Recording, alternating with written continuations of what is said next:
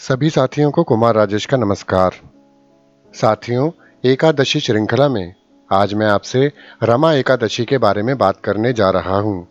कार्तिक मास के कृष्ण पक्ष की एकादशी को रमा एकादशी कहा जाता है। जैसा कि नाम से ही स्पष्ट है, यह एकादशी लक्ष्मी जी का नाम लिए हुए है। रमा लक्ष्मी जी का ही एक नाम है। दीपावली के 4 दिन पहले पड़ने वाली इस एकादशी को लक्ष्मी जी के नाम पर रमा एकादशी कहा जाता है। इस एकादशी के प्रभाव से ब्रह्म हत्या जैसे महापाप भी दूर हो जाते हैं और ईश्वर के चरणों में स्थान मिलता है। रमा एकादशी का व्रत रखने वाले व्यक्ति पर माता लक्ष्मी की कृपा भी बनी रहती है।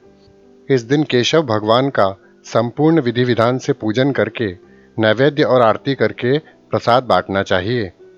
अपनी सामर्थ्य के अनुसार ब्राह्मणों और निर्धनों को भोजन कराना चाहिए और दक्षिणा देनी चाहिए। इस दिन भगवान विष्णु के पूर्ण अवतार श्री कृष्ण के केशव रूप की पूजा अर्चना की जाती है। इस दिन भगवान केशव का संपूर्ण वस्तुओं से पूजन, नैवेद्य तथा आरती करके प्रसाद वितरण करें और ब्राह्मणों को भोजन कराएं। निर्धनों और बंधु बांधवों को भी भोजन कराएं। इस एकादशी का व्रत करने से जीवन में वैभव और अंत में मोक्ष की प्राप्ति होती है। धर्मराज युधिष्ठिर ने एक बार भगवान श्री कृष्ण से पूछा, हे भगवान, कार्तिक कृष्ण एकादशी का क्या नाम है, इसका क्या महात्म्य है और इस एकादशी का व्रत करने से क्या फल मिलता है? आप मुझे विस्तार पूर्वक समझाइए। भगवान श्री कृष्ण ने कहा कि कार्तिक कृष्ण पक्ष की एकादशी का नाम रमा एकादशी है। यह बड़े बड़े पापों का नाश करने वाली है। इस महात्म्य को मैं तुमसे कहता हूँ, ध्यान पूर्वक सुनो। हे युधिष्ठिर, प्राचीन काल में मुचुकुंद नाम का एक राजा था। उसकी इंद्र के साथ मित्रता थी। साथ ही यम, कुबेर, वरुण आदि देवताओं से भी उसकी अच्छी मित्रता थी। यह राजा बड़ा धर्मात्मा था। राजा परम विष्णु भक्त था। राजा अपनी प्रजा का पालन पूर्ण न्याय के साथ करता था। राजा मुचुकुंद बड़े दानी और धर्मात्मा थे। उन्हें एकादशी व्रत पर पूरा विश्वास था। वह प्रत्येक एकादशी को व्रत करते थे और उनके राज्य की प्रजा पर भी यह व्रत करने का नियम लागू था। उस राजा की एक कन्या थी जिसका नाम चंद्रभागा था। उनकी कन्या चंद्रभागा को भी इस व्रत पर पूर्ण विश्वास था। चंद्रभागा का विवाह राजा चंद्रसेन के पुत्र शोभन के साथ हुआ। एक समय शोभन ससुराल आया हुआ था। उन्हीं दिनों जल्दी ही पुण्यदायिनी एकादशी अर्थात रमा एकादशी आने वाली थी। जब व्रत का दिन समीप आ गया तो चंद्रभागा के मन में एक विचार उत्पन्न हुआ कि मेरे पति अत्यंत दुर्बल हैं और मेरे पिता की आज्ञा अति कठोर है। दशमी को राजा ने ढोल बजवाकर सारे राज्य में यह घोषणा करवा दी कि एकादशी को सभी लोग उपवास रखेंगे, कोई भोजन नहीं करेगा। ढोल की घोषणा सुनते ही शोभन को अत्यंत चिंता हुई और वह अपनी पत्नी से बोला, हे प्रिय, अब क्या करना चाहिए? मैं किसी भी प्रकार से भूख सहन नहीं कर पाऊंगा। ऐसा उपाय बतलाओ जिससे मेरे प्राण बच सकें, अन्यथा मेरे प्राण अवश्य चले जाएंगे। चंद्रभागा कहने लगी कि हे स्वामी, मेरे पिता के राज्य में एकादशी के दिन कोई भी भोजन नहीं करता।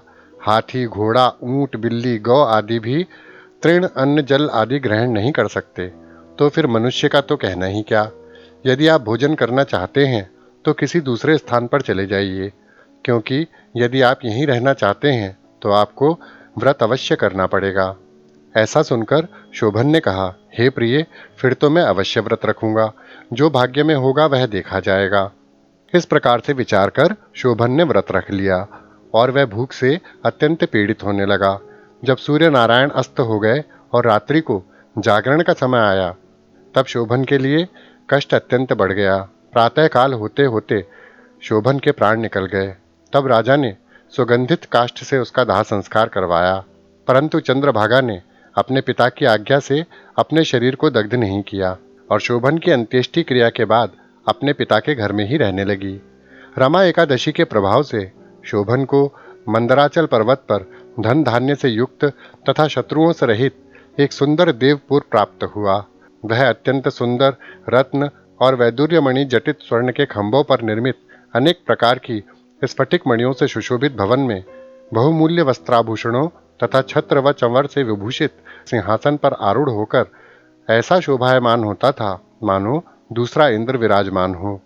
एक समय मुचुकुंद राज्य में रहने वाला एक सोम शर्मा नामक ब्राह्मण तीर्थ यात्रा करता हुआ घूमता घूमता उधर जा निकला और उसने शोभन को पहचान लिया कि यह तो राजा का जमाई है। वह उसके निकट गया। शोभन भी उसे पहचान कर अपने आसन से उतरकर उसके पास आया और प्रणाम करके उसने कुशल प्रश्न किया। ब्राह्मण ने कहा कि राजा मुचुकुंद और आपकी पत्नी कुशल से हैं।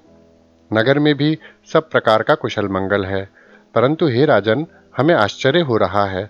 आप अपना वृतांत बताइए कि ऐसा सुंदर नगर जो न कभी देखा न सुना आपको कैसे प्राप्त हो गया। तब शोभन बोला कि कार्तिक कृष्ण की रमा एकादशी का व्रत करने से मुझे यह नगर प्राप्त हुआ, परंतु यह अस्थिर है। अब आपको ऐसा उपाय करना पड़ेगा जिससे यह स्थिर हो जाए। ब्राह्मण कहने लगा कि हे राजन, यह स्थिर क्यों नहीं है और कैसे स्थिर हो सकता है, आप बताइए। मैं अवश्यमेव वह उपाय करूंगा। मेरी इस बात को आप मिथ्या न समझिए। तब शोभन ने कहा, मैंने इस व्रत को श्रद्धा रहित होकर किया था, अतः यह सब कुछ अस्थिर है। यदि आप मुचुकुंद की कन्या चंद्रभागा को यह सब वृतांत कहें तो यह स्थिर हो सकता है। ऐसा सुनकर उस श्रेष्ठ ब्राह्मण ने अपने नगर लौटकर चंद्रभागा से सब वृतांत कह सुनाया। ब्राह्मण के वचन सुनकर चंद्रभागा बड़ी प्रसन्न हुई। वह ब्राह्मण से कहने लगी कि हे ब्राह्मण, ये सब बातें आपने प्रत्यक्ष देखी हैं या किसी स्वप्न की बातें कर रहे हैं। ब्राह्मण कहने लगा कि हे पुत्री, मैंने तुम्हारे पति को प्रत्यक्ष देखा है, साथ ही किसी से विजय न हो ऐसा देवताओं के नगर के समान उसका नगर भी देखा है। उन्होंने यह भी कहा है कि यह स्थिर नहीं है और तुम्हारी वजह से ही वह स्थिर हो सकता है। चंद्रभागा कहने लगी, हे ब्राह्मण, तुम मुझे वहां ले चलो। मुझे पतिदेव के दर्शन की तीव्र लालसा है। मैं अपने किए हुए पुण्य से उस नगर को स्थिर बना दूंगी।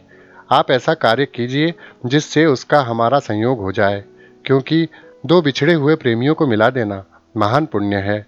सोम शर्मा यह बात सुनकर चंद्रभागा को लेकर मंदराचल पर्वत के समीप वामदेव ऋषि के आश्रम पर गया। वामदेव जी ने सारी बातें सुनी। फिर वेद मंत्रों के उच्चारण से चंद्रभागा का अभिषेक किया।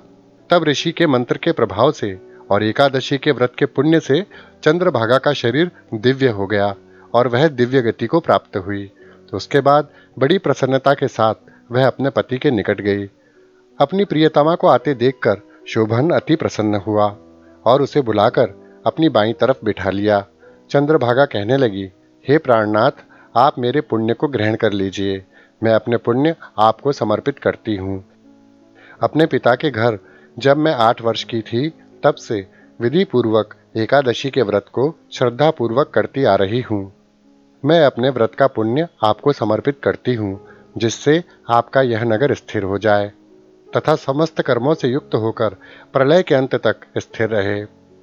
चंद्रभागा के प्रदत्त पुण्य से शोभन का नगर स्थिर हो गया और फिर चंद्रभागा दिव्य आभूषणों और वस्त्रों से सुसज्जित होकर अपने पति के साथ आनंद पूर्वक रहने लगी। इतनी कथा सुनाकर भगवान श्री कृष्ण ने युधिष्ठिर से कहा, हे राजन, यह मैंने रमा एकादशी का महात्म्य कहा है। जो मनुष्य इस व्रत को करते हैं उनके ब्रह्म हत्यादि समस्त पाप नष्ट हो जाते हैं। जो मनुष्य इस महात्म्य को पढ़ते अथवा सुनते हैं वे समस्त पापों से छूटकर विष्णु लोक को प्राप्त होते हैं। साथियों, रमा एकादशी व्रत में भगवान विष्णु के पूर्ण अवतार भगवान श्री कृष्ण के केशव रूप की धूप दीप नैवेद्य पुष्प एवं मौसमी फलों से पूजा की जाती है। इस दिन लक्ष्मी जी का पूजन करने से व्यक्ति पर लक्ष्मी की कृपा हमेशा बनी रहती है। व्रत में एक समय फलाहार करना चाहिए तथा अपना अधिक से अधिक समय प्रभु भक्ति एवं हरिनाम संकीर्तन में बिताना चाहिए। शास्त्रों में विष्णु प्रिया तुलसी की महिमा अधिक है, इसलिए व्रत में तुलसी का पूजन करना और तुलसी की परिक्रमा करना अति उत्तम माना जाता है। ऐसा करने वाले भक्त पर प्रभु अपार कृपा करते हैं, जिससे उनकी सभी मनोकामनाएं सहज ही पूर्ण हो जाती हैं। तो साथियों, रमा एकादशी के बारे में आपको यह जानकारी अवश्य अच्छी लगी होगी। इसी के साथ अपने मित्र कुमार राजेश को विदा दीजिए। नमस्कार। सदैव खुश रहिए, मुस्कुराते रहिए। जय श्री हरि।